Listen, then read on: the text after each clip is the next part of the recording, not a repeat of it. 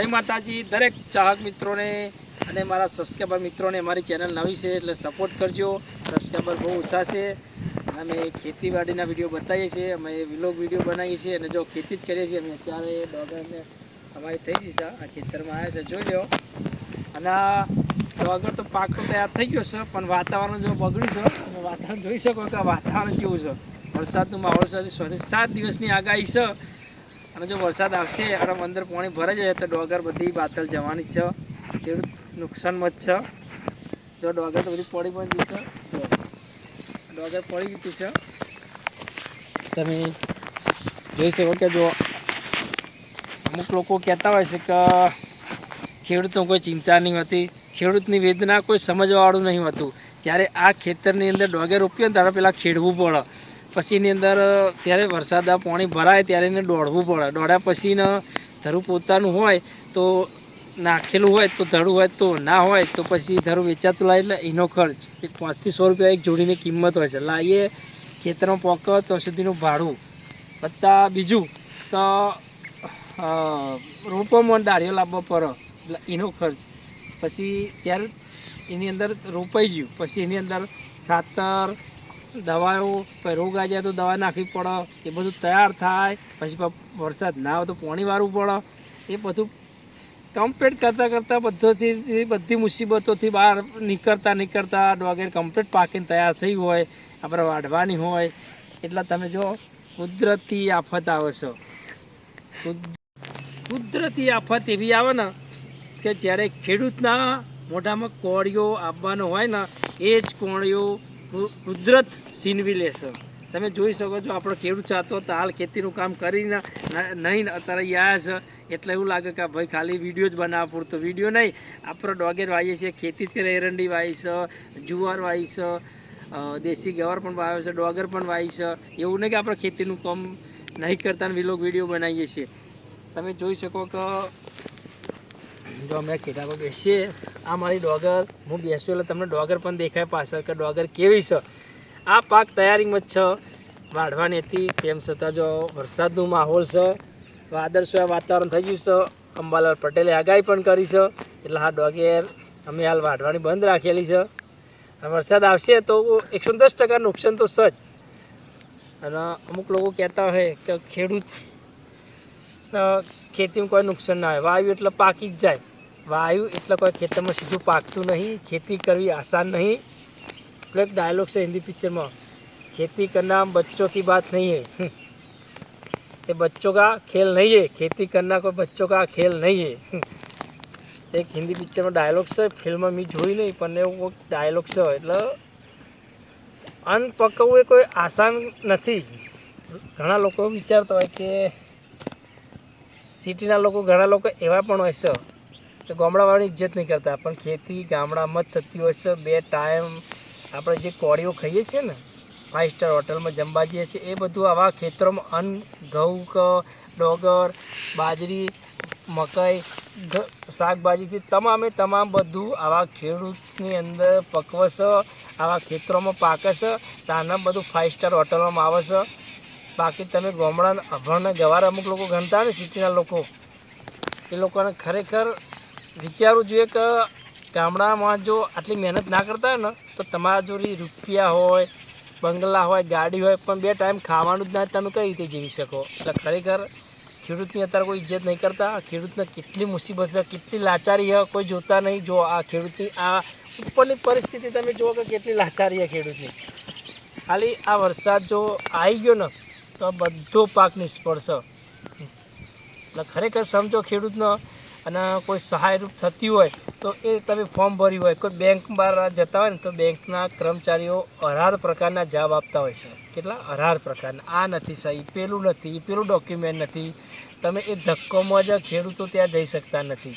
પંચાયતમાં જાઓ ને તો કેટલાય કાગળિયો માગ્યો, પછી સરકાર શું કે અમે ખેડૂતને સહાય આપીએ। કઈ રીતે સહાય તમે આપો છો? સહાય લેતા તો ખેડૂતનો ખેતરમાં પાક હોય ને એ ભેરાઈ જાય।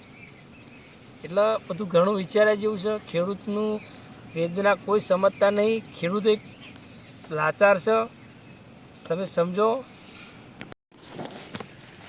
મિત્રો ખેડૂતની ઇજ્જત કરો, ખેડૂત છે તો દુનિયા બધી છે, બાકી કશા કામનું નહીં. ઘેર ગમે એટલા બંગલા, ગાડી, રૂપિયા બધું કંઈ કામનું નહીં. 2 ટાઈમ આપણો અન્ન ખાવા માટે તો ખેતરોમાં અન્ન પાકશે તો જ આપણે ખાઈ શકશું, ના તો કોઈ ખાવા નહીં. ગમે એટલું આપણે જોડે છે પણ 2 ટાઈમ આપણે કોળીઓ તો ખાવો જ પડશે. એ કહેવત છે ને, એક કૂવામાં હોય તો વાળામાં આવો, અને વાળામાં જ પાણી, કૂવામાં પાણી નાખે, વાળામાં પાણી ના હોય તો શું કરવાનું? એમાં તમે જુઓ ખેડૂતની આ પવન આવે ને એટલે ખેડૂતની શું પરિસ્થિતિ થાય તમે જોઈ શકો. આ તો અગર મારી જુઓ પડી જશે બધી. આ બાજુ મોબાઈલ આ ડોગરની હાલત જુઓ કે પડી જશે. ખેડૂતના ઘણી બધી મુસીબત છે પણ કોઈ સમજવાવાળામાં તૈયાર નથી. અને આજકાલના મોટા મોટા અધિકારી, નેતાઓ મોટી મોટી વાતો કરતા હોય ને, ખેડૂતોને આ સહાય કરી, પેલી કરી, પણ ખેડૂતો ત્યાં સુધી પહોંચવાના સહાય લેવા માટે જ્યારે પ્રોસેસ કરે ને ત્યારે એ પ્રોસેસ એટલી અઘરી પડી જાય છે ને કે પંચાયતમાં જાય ને તો તલાટી ના હોય, સરપંચ ના હોય, સહી સિક્કા કરાવવાના તો ત્યારે સહી સિક્કા કરાવ જાય ત્યારે કે આ ડોક્યુમેન્ટ નથી, પેલું નથી, પેલું ડોક્યુમેન્ટ લાવો, બીજું આ કંઈ ડોક્યુમેન્ટ નથી, તમારે આ નથી. છેલ્લે કંઈક ને કંઈક બહાનું કાઢે. પછી છેલ્લા બધા પ્રશ્નનું સોલ્યુશન આવે ત્યારે એક જ જવાબ હોય, થોડા ઘણા પૈસા આપશો તો સહી થશે. ખેડૂતની ગરીબોની પરિસ્થિતિ છે, કોઈ સમજવા માટે તૈયાર નથી. ખેડૂતની ઇજ્જત કરો, ખેડૂતને માન સન્માન આપો તો આવી ખેતી થશે.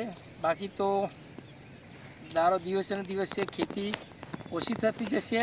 અને તમને થોડુંક બતાવું બીજું કે જો ખેતી દિવસે દિવસે અમારે અહીંયા ઓછી જ થતી જાય છે.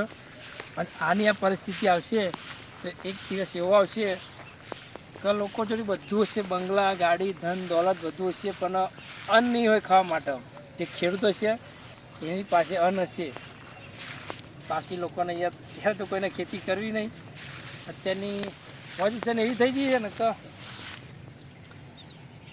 ખેડૂતને અંદર એવું થઈ ગયું કે અત્યારે મોટા મોટા બિલ્ડરો આવી ગયા એટલે કે ભાઈ ચલો જમીન વેચી દો, કરોડોના ભાવમાં જમીન વેચી મારી, સીધી લાવી દીધી, સારો બંગલો બનાવી દીધો, ગાડી લાવી દીધી, મોજ છોકરી ફરવાનું. એટલે આ બધું બંધ કરો.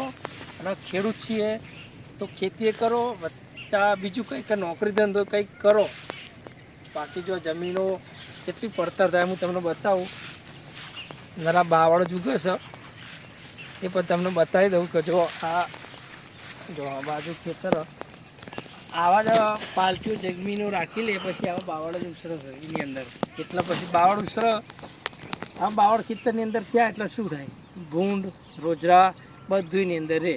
આમાં બાજુના ખેતર પડતર હોય, એક ખેતરમાં વાયેલું હોય તો તમે સમજો કે આ ખેતરની અંદર ભૂંડ કે રોજરો હોય રહેતો હોય તો બાજુના ખેતરનો પાક રહે ના રહેવા દે. ભૂંડ હોય તો બધું ગોળી નાખે, પાડી દે, રોજરો હોય તો ખાઈ જાય.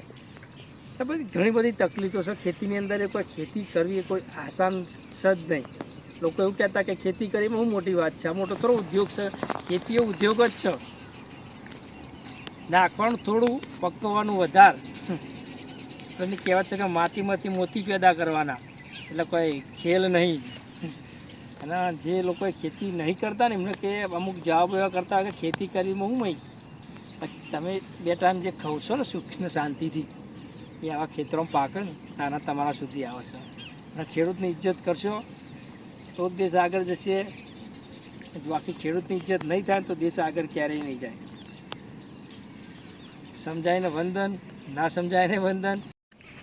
આપણે આવી ગયા એરંડીના ખેતરમાં. જો આપણું બેસ્ટ એરંડી છે, આપણી એરંડી પાણી વારવું પડશે ને કે થાય નહીં ને, બાકી વરસાદનું પાણી આવશે ને તો વારવું નહીં પડે. હવે એરંડી તો મારો તો આવી જશે પણ એરંડી અત્યારે સક્સેસ થતી નથી. જો પાવડર નાખ્યો પણ એટલે પેલી નાની ઈયળ પડે તમને બતાવીએ. જો કે આવો પૌધો થઈ જાય છે એટલે એરંડીમાં રોગ બહુ આવે છે. એટલે એરંડી કરવી કોઈ એમાં સક્સેસ છે નહીં. બાકી જો આ બધો પૌધો જતો રહેશે અમુક. ખેતીની અંદર એમને બહુ મુશ્કેલી વધતી જશે. દવા મૂઘી થઈ, ખાતર મૂઘા થઈ ગયા. બાકી કે અમે હાલ તમને ડોગર બતાવી ને એવી જ પડે કે જ્યારે અનાજનો ભાવ 400 થી 500 રૂપિયા એનો એ ભાવ છે, વધતો નહીં. અને દવાઓ મૂઘી થઈ જાય, ખાતર તમે લેજો મોંઘું થઈ ગયું, વધતા ટાઈમ એટલો કે હાજર હોતો નથી, મળતો નહીં, એટલે ખેતી કરી આસાન રહી નથી. એટલામાં કંઈક બીજો નવો ધંધો કરવો પડશે. અમે એરંડી હું કરી છે પણ 2 વર્ષથી સક્સેસ થતી નહીં. એટલામાં આગળના વર્ષની અંદર અમે એરંડી વાવવાના નથી, કંઈક નવું આવીશું. અને અમારા વિડીયોની અંદર તમે સપોર્ટ કરજો. મેં આ ખેતીવાડીના વિડીયો બતાવીશું, બીજા અન્ય પણ વિડીયો બતાવીશું. એટલે મને સપોર્ટ કરજો અને મારી ચેનલ લાઇક શેર અને સબસ્ક્રાઈબર કરજો. મિત્રો બધા ઘણા લોકો ખેતીના વિડીયો બનાવે, પેલા આપણો સેલિબ્રિટી જેટલા કરવંજી વાઘણિયા એ પણ આવે ખેતીના વિડીયો બતાવે છે. અમે પણ એવા વાવણીના ને એ બધા વિડીયો બતાવીશું. એટલે અમે એમની કોપી તો નહીં મારતા, પણ આ તો ખેતીનું કામ કરીએ પણ તમને બતાવીએ છીએ કે તમે પણ અમારા વિડીયોને સપોર્ટ કરજો. સાથ અને સહકારની જરૂર છે.